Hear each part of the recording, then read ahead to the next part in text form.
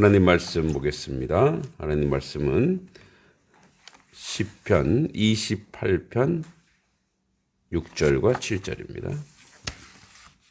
시편 28편 6절과 7절.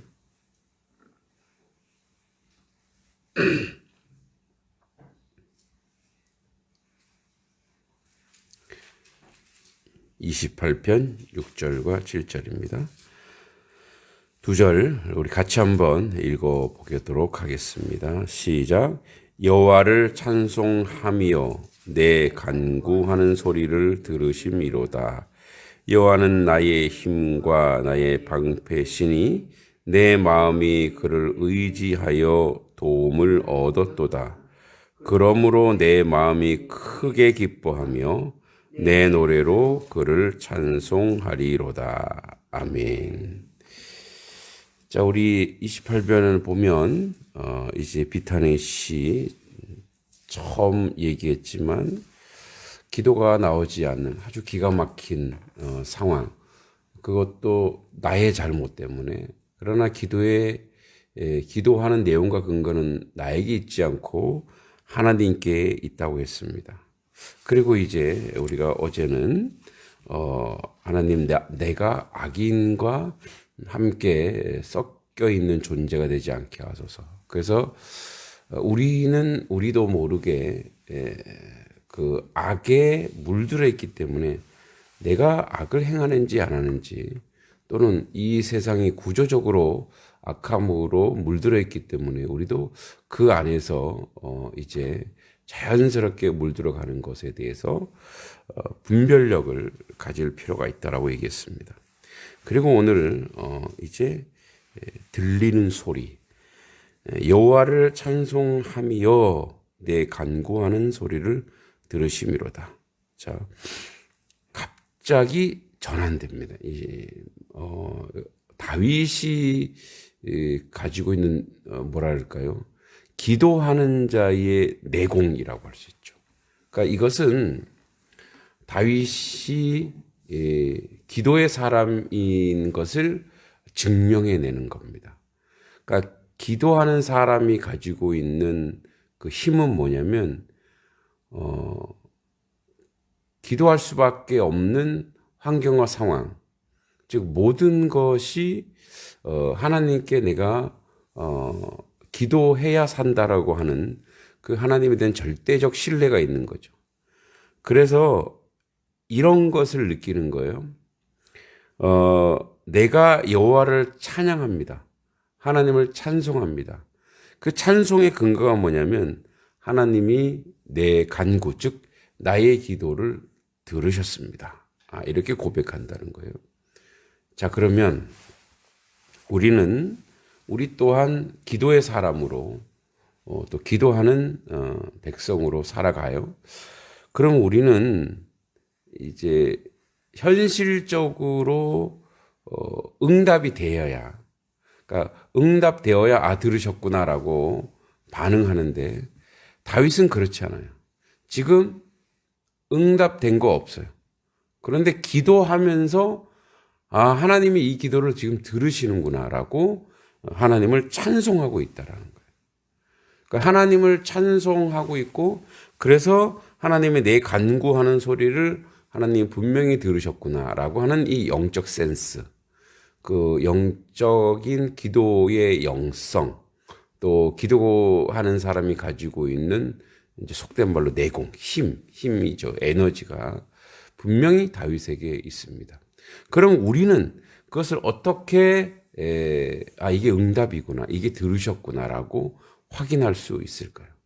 그러니까 어떤 사인이나 어떤 그 외적인 근거, 응답, 이것이 아니라 다윗은 기도하면서 안다는 거죠. 기도하면서 이 기도를 하나님이 들으시는구나. 그러니까 우리의 기도를 듣지 아니하시는 하나님은 아니지만, 그래도 우리 쪽에서 이 기도가 하나님이 지금 듣고 계시는구나의 그 어떤 차원, 그 내용, 이런 것들이 참 부러운 거예요. 그래서 감히 하나님께 영광 돌리고 하나님을 찬송하는 그런 자리로 나아갑니다. 여기에는 다윗이 경험한 하나님이 있는 거예요. 그러니까 전제는 이겁니다. 하나님을 인정하고 그 인정하는 사람은 기도하는 사람이고, 그래서 자꾸 기도를 하다가 보면 하나님이 어떤 분인지 경험하는 거예요. 하나님은 나에게 어떻게 오시는지를 알게 되는 거예요. 그래서 하나님이 나의 이 연약한 기도를 오늘도 들어주시고 인도하시고 이끌어 가시는구나라고 고백하는 자리에 가는 거예요. 자, 그러면 우리가 앞에 6절 초두에 여호와를 찬송하며, 그러니까 하나님을 찬양하고 있어요. 하나님께 영광 돌리고 있어요. 자, 여러분, 하나님을 찬송하는 것은 아무나 할 수 없어요. 그러니까 의도적이든 의지를 가지든 하나님을 내가 여호와 하나님께 영광 돌립니다. 오 주님을 찬송합니다라고 하는 이 고백은 인간으로부터 나오지 않습니다.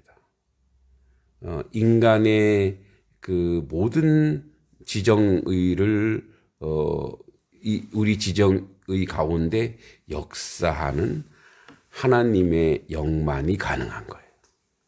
하나님의 영만이. 여러분, 우리가 언제 하나님을 찬송합니까? 물론 예배 시간에도 하나님을 찬양하고, 그죠? 삶에서 찬양하는데, 저 또한 이렇게 우리가 예배를 통해서 하나님을 찬송할 때도 있지만, 갑자기 길을 가다가 또는 아름다운 것을 보면, 또는 무엇인가 나에게 뭔가 어떤 에너지가 오면 하나님을 찬송하게 돼 있어요. 여러분, 그래서 기도는 결국은 우리가 기도의 가장 기도하면서 가장 최종적인 열매가 무엇이냐면 여호와 하나님을 기뻐하고 찬양하는 데 있어요.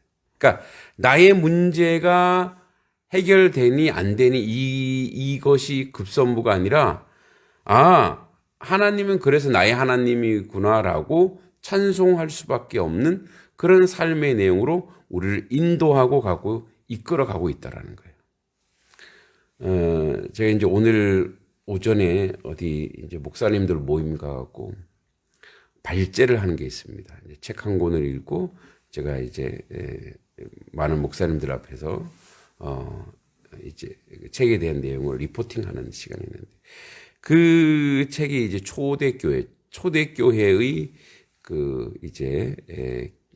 어떻게 교회가 성장하고 부흥하고 세워졌는지 얘기하는데, 그것을 이제 1세기 예수님부터 시작해서 350년까지 거의 이제 400년 가까운 그 흐름을 쭉 보는 거예요. 흐름을 쭉 보는데, 거기에 하나님께서 인도하고 있고 하나님께서 이끌어가고 있다라는 게 실질적으로 보이는, 우리 눈으로 확인할 수 있는 것들이 있어요. 그게 뭐냐면, 사도행전 우리 마가의 다락방에 이제 120명이 다락방에 어떻게 120명이 올라가냐 그랬더니, 그 다락방은 우리가 생각하는 우리의 문화적 개념의 다락방은 아니에요. 우리로 치면 거의 이제 2층 정도 되는 거죠. 이제 성령의 충만함을 받을 때 가장 특징적인 게 뭐냐면 예수님의 남동생이 있어요. 야고보라고. 여러분, 이제 형제가 전도하기 힘들고, 왜냐하면 서로 너무 잘 알잖아요. 그러니까 예수님의 젖동생 야고보는 예수님이 돌아가실 때까지 인정하지 않았어요. 하나님 아들 이거 따라다니지도 않았어요. 근데 언제 예수님을 믿고 회심하여 그 야고보가, 예수님의 제자 야고보 말고 예수님의 남동생 야고보가 예루살렘 교회 2대 수장이 됩니다. 1대가 누구냐? 베드로예요. 2대가 야고보예요. 근데 야고보가 왜 가장 특징적이냐? 부활 승천하셔서 예수님 야고보에게 나타납니다. 자기 형이 죽는 거 자기가 봤거든요. 근데 막 여기저기서 부활했다, 살아났다, 돌이 뭐 그런 소문 들었지만 자기는 안 믿었어요. 근데 부활 승천을 하는 때 남동생한테 딱 나타난 거예요. 그리고 그가 이제 베드로가 이제 예수님의 제자 야고보가 순교하자마자 베드로는 빨리 도망을 갑니다. 그래서 이제 안디옥 가갖고 안디옥의 가정교회를 이제 거기서 리더가 되는데 그때 그 없는 틈에 이제 많은 사람들이 예수님의 남자 야고보를 제2대 예루살렘 수장이 됩니다. 또 하나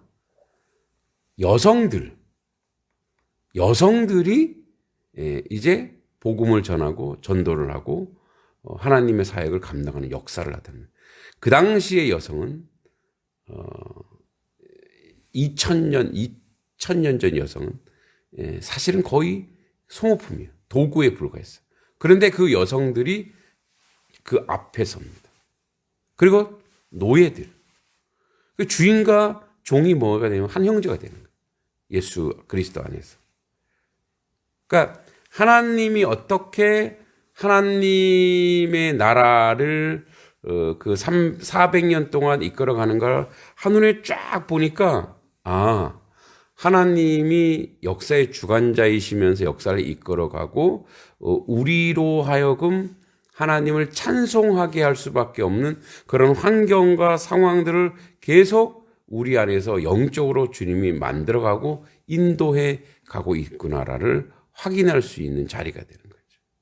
그러니까 이 말은 뭐냐면 내가 여호와를 찬송한다라고 하는 것은 무엇인가 결과물이 만들어지기 이전에도 우리 성령께서 우리와 함께함으로 그 일들을 만들어가고 이끌어가고 있다는 것을 역사적으로도 보여주고 우리 인생 속에서도 보여주고 우리 삶 속에서 지속적으로 계속 나타나는 거예요. 그래서 다윗은 아는 거예요. 이거 하나님 들으셨구나. 내 입술에서 하나님을 찬송하는 그런 소리, 내가 여호와 하나님을 경외하는 그런 소리, 그런 소리가 나오자마자 이건 하나님이 들으셨다.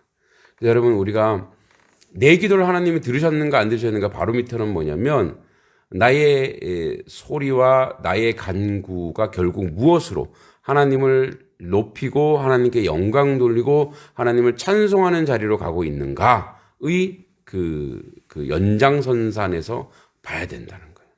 그러니까 초대교회의 그 400년간의 역사가 결국 하나님을 찬송하는, 하나님께 영광 돌리고 하나님의 역사를 만들어가는 그런 자리에 있듯이 우리 또한 그런 자리에 있어야 될 줄을 믿습니다. 그 7절에 여호와는 나의 힘입니다. 그거예요.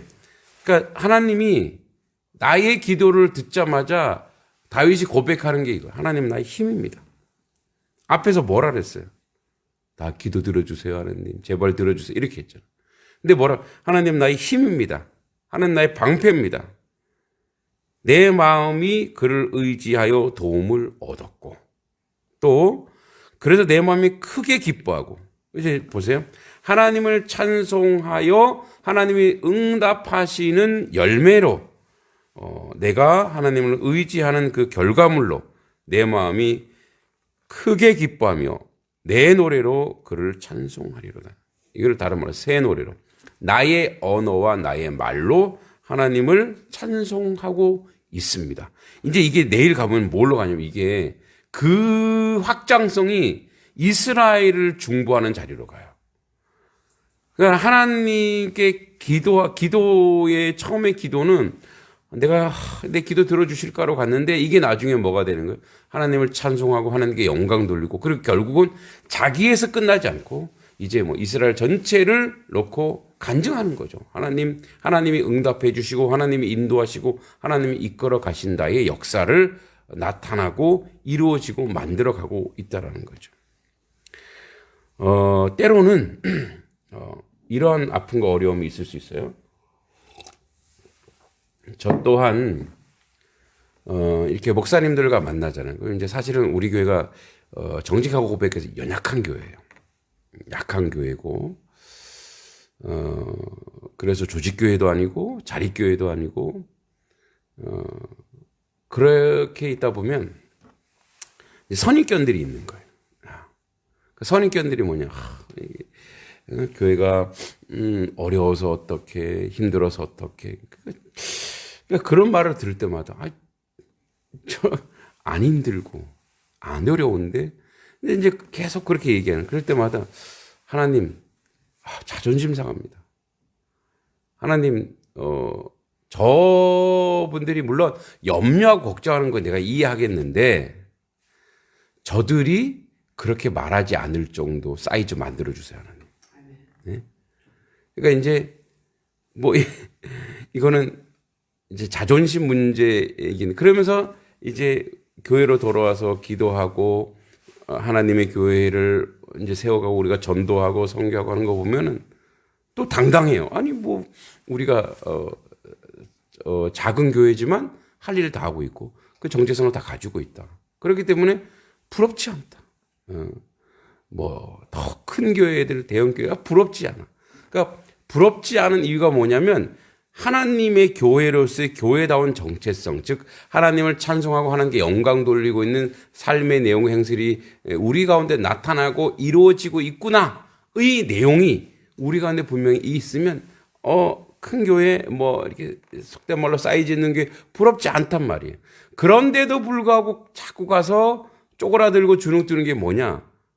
이게 세상적 가치가 계속 우리 안에 들어오는 거예요. 세상적 가치가. 진정한 교회. 여러분, 뭐 책을 읽으니까 자꾸 책 얘기가 나오는데, 뭐 저도 은혜가 되니까. 교회가 부흥할 수 있었던, 초대교회 부흥할 수 있었던 가장 큰 원인이 뭐냐면, 이러한 강당교회가 아니었어요. 다 가정교회였어요. 그러니까 그 당시에는 이제 인슐라라고 하는 아파트형, 로마가 이렇게 인구 밀도가 너무 높으니까 5층짜리 아파트형. 근데 거기 막 3평, 4평에 살았어요. 근데 그런 집 말고, 이제, 도모스라고 하는 개인주택. 그러니까 조금 중산층들이 예수님을 좀 많이 믿고 자기 집을 내놓고 그래서 예배당으로 만들었어요. 근데 거기에 많이 모여야 20명, 30명이었어요. 그러한 교회들이 예루살렘에도 많았고, 또 예루살렘 핍박하자마자 로마를 벗어난 모든 소아시아의 대부분 다 그런 교회였어요. 고린도 교회 대부분 다 그런 교회. 회당 교회가 아니었어요. 있기도 했지만.